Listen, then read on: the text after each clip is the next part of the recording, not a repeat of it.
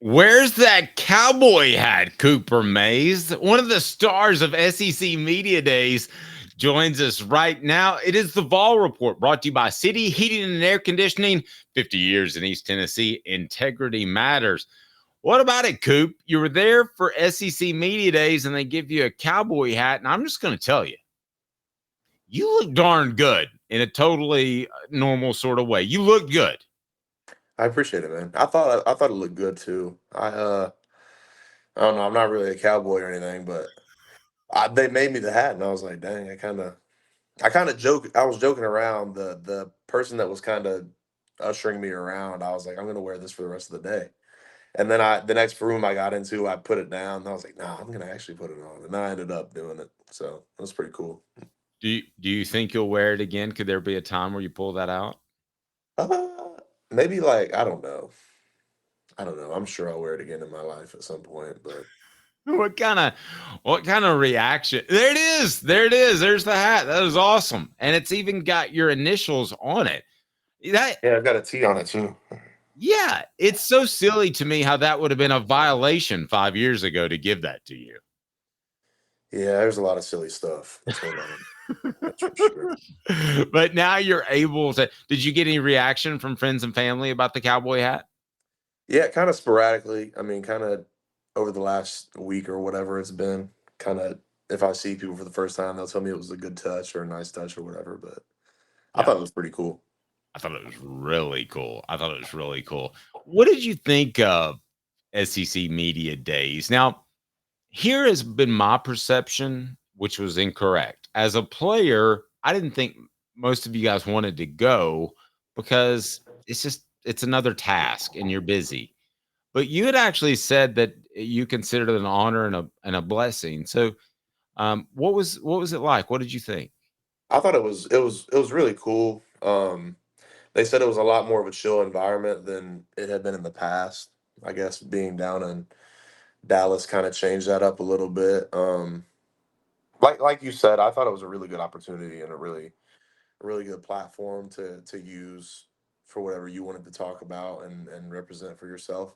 I thought it was really cool. I don't know. Back in the day, I probably would have thought like, yeah, it's just something to do that kind of gets in the way of me kind of doing what I need to be doing. But kind of in my older age, I think it's really special that somebody would recognize me and you know trust me enough to represent our university and everything. It meant a lot. How many times were you asked about? I don't know, some guy named Nico. Ia Male Ave.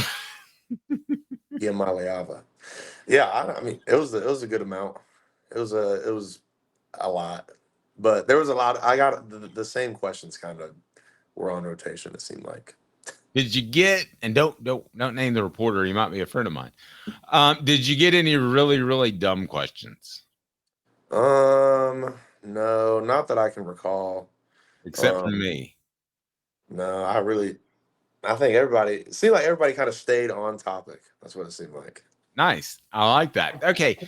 Now, since then, and I voted for you, and another person on Off the Hook Sports voted for you as first team All SEC, and maybe we filled in other guys so they wouldn't even get the second and third place vote. I don't know, but possibly that happened.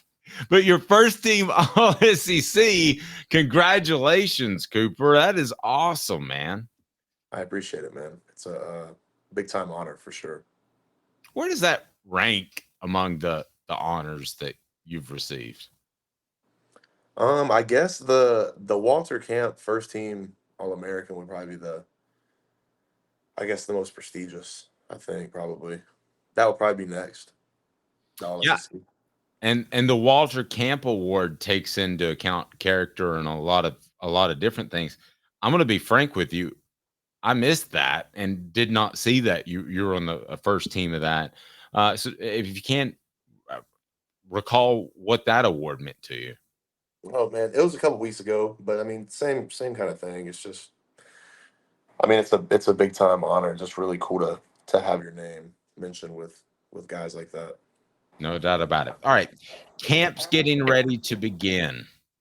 What are your thoughts as you head into camp? what's the mindset of a player who knows what he has to do, knows his position, knows the system, and it's time to go to camp?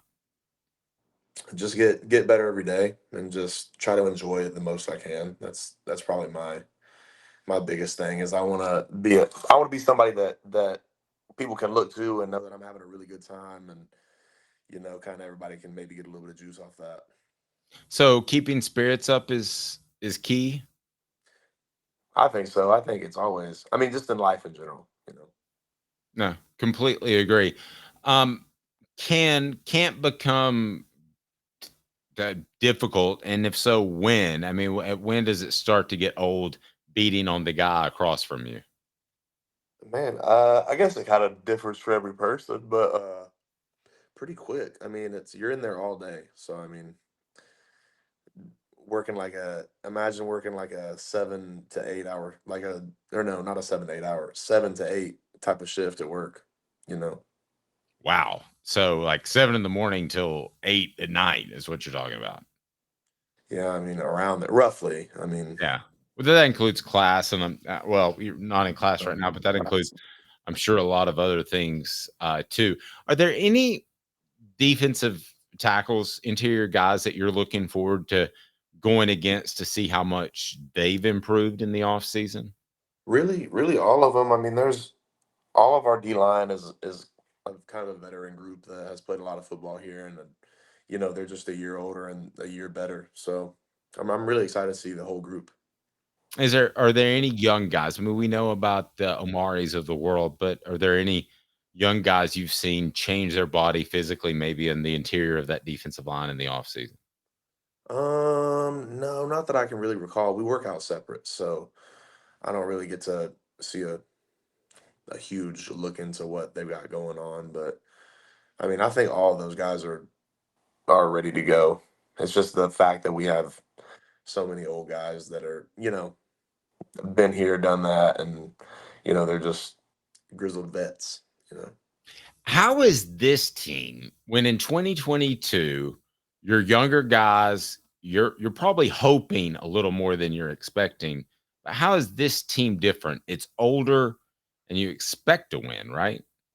No doubt. I think we always expect to win. I mean, every team every year is going to be a lot different, and even the teams that you think have a lot coming back, there's going to be different variables and stuff. So just trying to find the groove in which we fit, and how we're going to find ways to be successful, maybe completely different than any other team we've been on here. So just trying to find our little groove.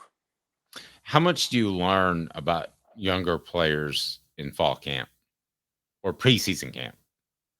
I mean, really, really everything. I mean, that's their first, it's their first impression of somebody in pads. Everybody kind of everybody kind of does well in shorts and t-shirts, but I mean, that doesn't really matter until you put the pads on and kind of see how it goes. No, very good point. Speaking of putting the pads on, I don't want to single any team out, but there's obviously a difference when you play one of the best teams in the SEC and when you play another team that might not be as highly regarded, doesn't have the talent, is a smaller school. There's been talk that schools could start playing for non-conference cupcakes, for lack of a better term, really easy opponents. I'm curious, it's certainly not an off week, but how much does it help when you have a lower level opponent with your health as you go through the season to have one somewhere in the schedule that helps you maybe take your foot off the gas just a little bit? It really just depends. It's not as much like the opponent, more of how you perform that week. Like I mean, if you got one of those lower level schools, but you don't come out and perform the right way, then it doesn't help you at all.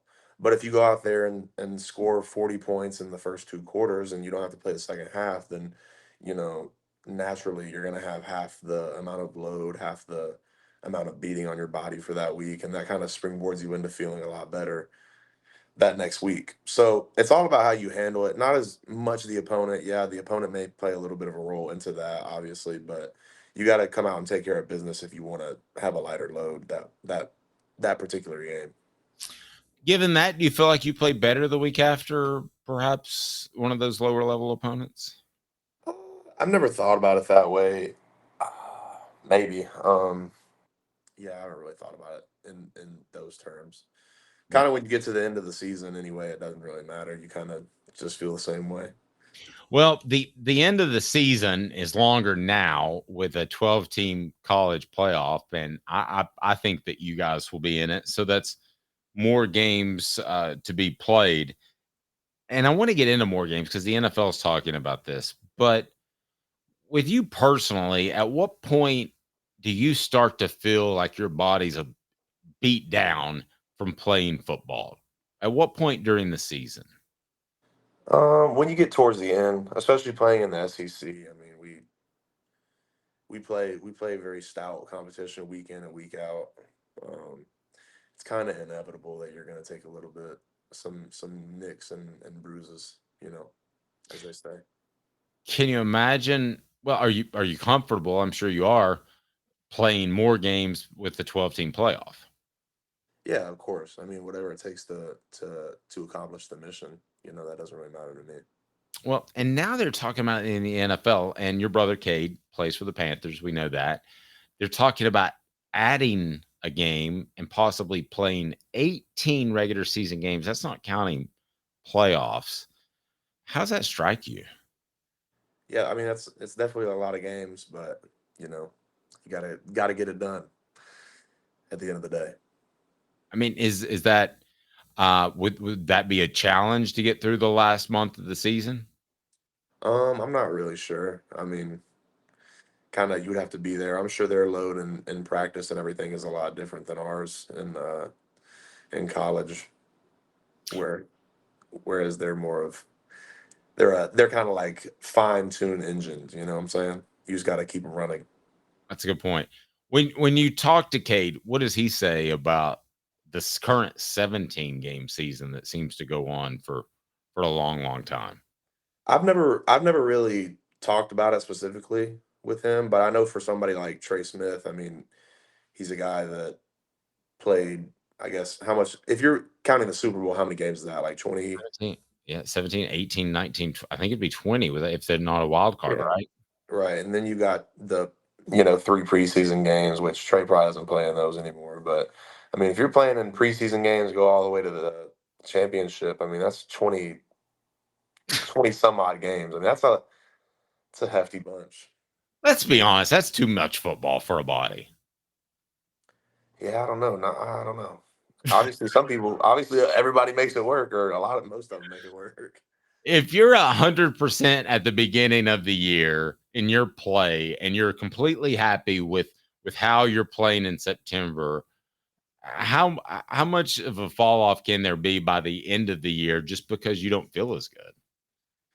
Um, Man, I don't know. I don't know how to put a percentage on it, but definitely would be lowered a Yeah. little bit. Yeah, getting back to SEC Media Days, one question I did want to ask you is you had said that you were hoping that somebody would ask you about your faith, and we did, and a lot of people reacted to that.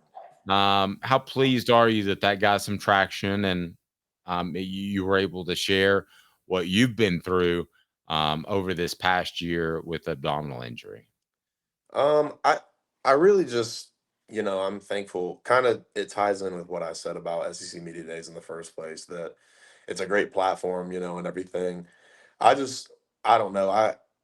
I know for me, like it would be, it would be something if I didn't use my platform that, I've been blessed with and all the stuff that has kind of led me to this point. If I didn't glorify what I feel like got me here, and that's, Jesus Christ, in my opinion, my Lord and Savior. So I don't do a great job. I don't know if anybody does a great job, but you don't have to do a great job if you have, the Lord in your heart and you ask for forgiveness. So, in my opinion, that's the way I find my happiness and how I feel like I will continue living on and what my purpose will be. So I just feel like I had to take time throughout my experience there at SEC Media Days, and if I had the opportunity, I would share about it. That's kind of what I was feeling. Yep. It was very welcomed. He is Cooper Mays. I'm Dave Hooker. The Vol Report with Cooper is brought to you by City Heating and Air Conditioning, cityheatandair.com. Integrity matters. 50 years in East Tennessee. That's City Heating and Air Conditioning, cityheatandair.com. For Coop, I'm Dave. This has been a production of Off the Hook Sports.